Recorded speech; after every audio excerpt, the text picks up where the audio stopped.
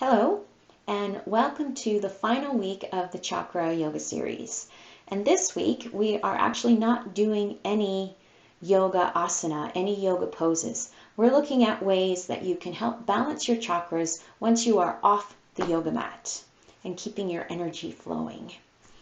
So throughout the whole chakra series, each week we focused on a specific chakra.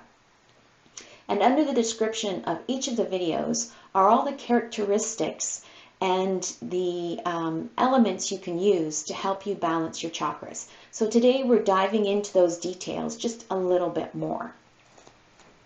Let's begin.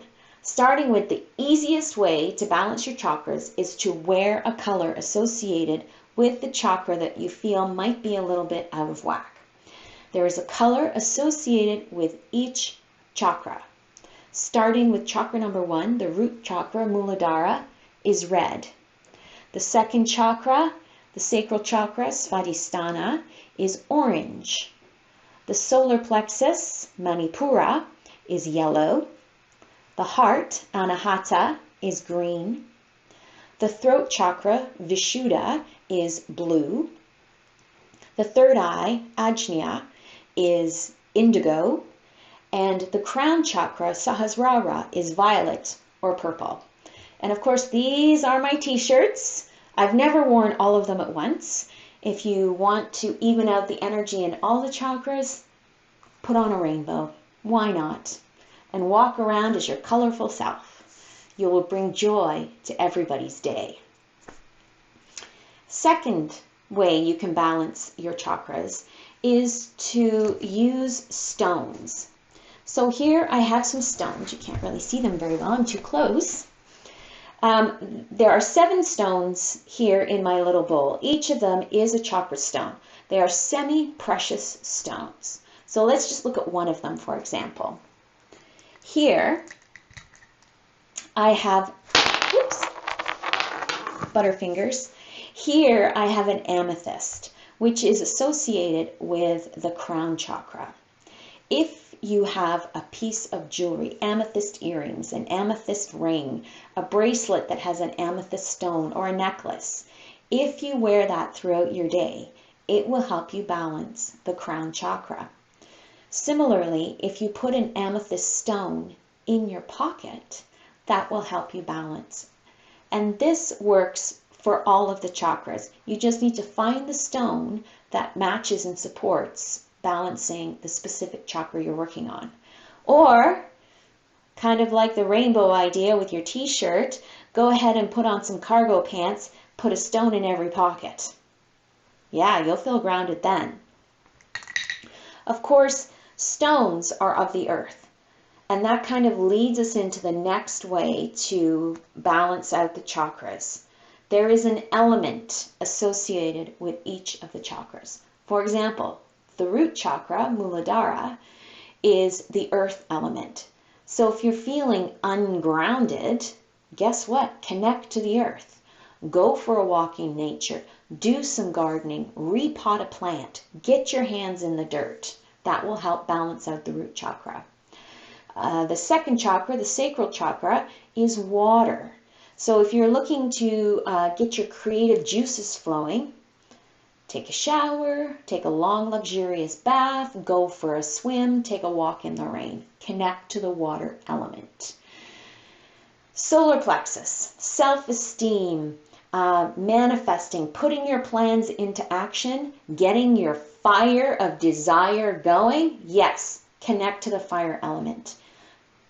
Light a fire, light a candle, spend some time in the sun.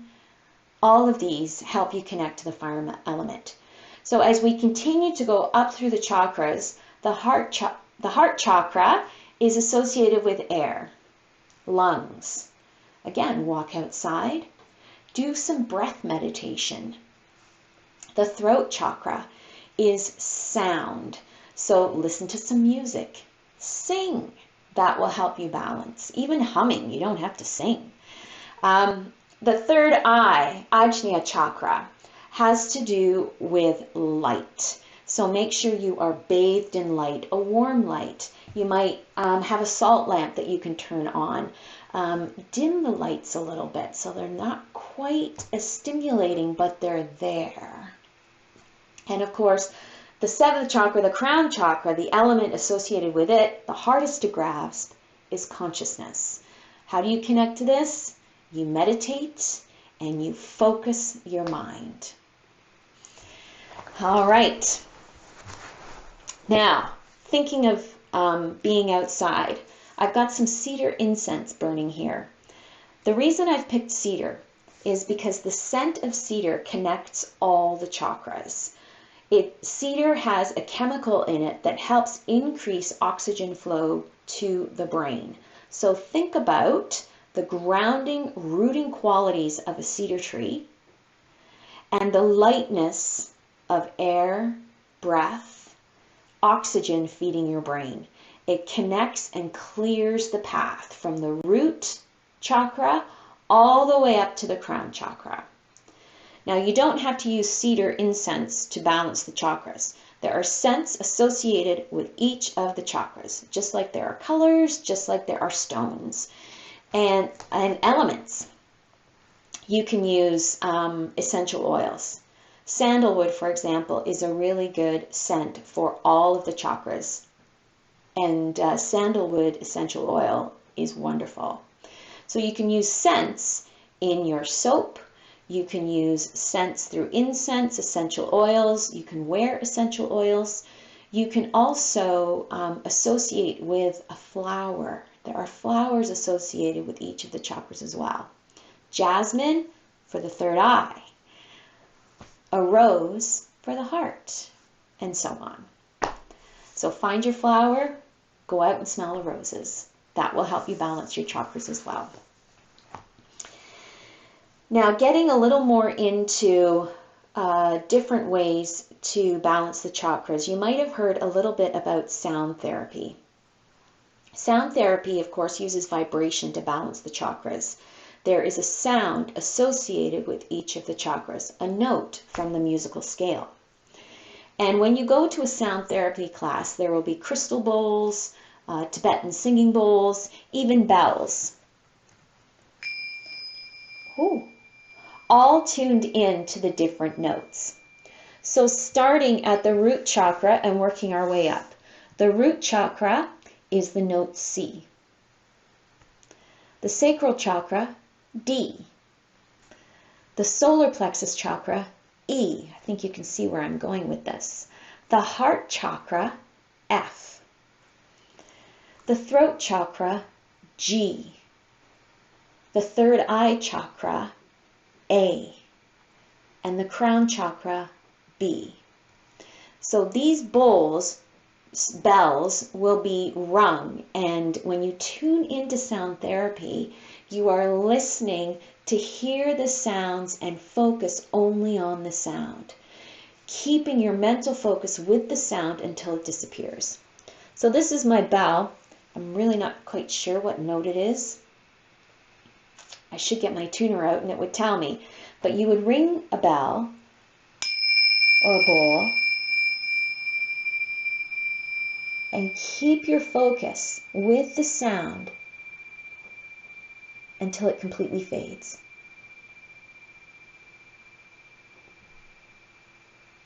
There we go, finally faded. It's probably still ringing somewhere where I can't hear. So that's sound therapy.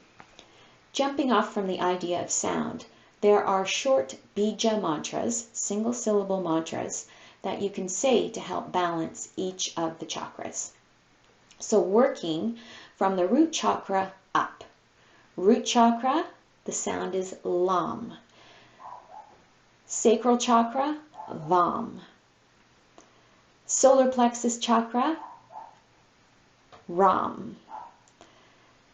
Heart chakra, Yum. Throat chakra, Hum. Third eye chakra, Om. And the crown chakra, always the most ethereal and the hardest to do, is silence. That is the sound associated with the crown chakra. Now, when you are doing a mantra, traditionally, you might use a mala to help you keep track. Malas are prayer necklaces used in Hinduism and Buddhism. Now, traditionally, they are 108 beads. This is a sacred number in Hinduism and Buddhism for two reasons. So, mathematically, 108 can be divided and created in so many different ways. It is a very versatile number. Astronomically, 108 is an important number because it is said in the Vedic calendar that it takes the Earth 108 steps to travel around the sun. Now, my favorite connection for 108 beads is in Eastern medicine. It says that there are 108 energy lines in the body that connect in the heart chakra. So it's so important to make sure you feed your heart from every direction. 108 directions. Now this mala I made myself. I actually make custom malas and sell them, and I'll put a link to my Etsy shop in the description of for this video today if you're interested. Now I love this mala. It's specifically designed to balance the chakras. I have a rainbow tassel. I have an amethyst pendant, a lotus flower charm, because we all know that the lotus flower represents every single one of the chakras depending on how many petals it has. And I've got semi-precious stones here that represent each of the chakras, from my tiger eye for the root chakra up to my amethyst for my crown chakra. And selenite stones in between, which help support the alignment of the vertebrae, very important for the chakra energies. And rosewood beads, light and dark rosewood beads. And rosewood helps to ward off unwanted energies. So all good there. So how do you use a mala? You start at the guru bead, which is usually where the tassel is located, and you rest the mala between your second and third finger. And every time you say a mantra, because you're going to repeat it 108 times until you're all the way around to the other side of the necklace, you just use your thumb to move a bead to the top of your finger. And again, every time. You can do it as fast as you like or as slow as you like. So think about the Bija mantras I just mentioned for each of the chakras. Now you could say all of them and move one bead for one full repetition.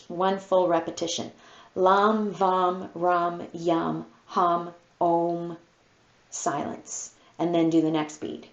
Lam, Vam, Ram, Yam, Ham, Om, silence. Next bead. You could do that until you get all the way through 108. You can focus on just one Bija mantra to balance one chakra. For example, the root chakra, Lam. I would just say Lam, Lam, Lam, Lam, Lam, Lam. You don't need to say it out loud. You can say it inside your head and just help use the mala to help you keep track of how many times you've said it. You could do two at the same time. One bead for whatever it is that you've decided you're balancing today. For example, if I want to ground the root chakra and the heart chakra, I would say Lam Yam, Lam Yam. Oop, I'm stuck. Lam Yam, Lam Yam, Lam Yam, Lam Yam.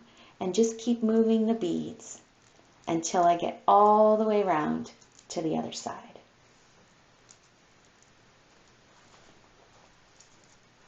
So that's it. That's the end of the Chakra Yoga series, and I'm going to disappear for a little while. I'm going to take a little bit of a break, but I'll be back. Don't worry. I just want to thank you for joining me on this Chakra Yoga journey, and I hope you have balanced and wonderful full days. Thank you so much for joining me. Namaste.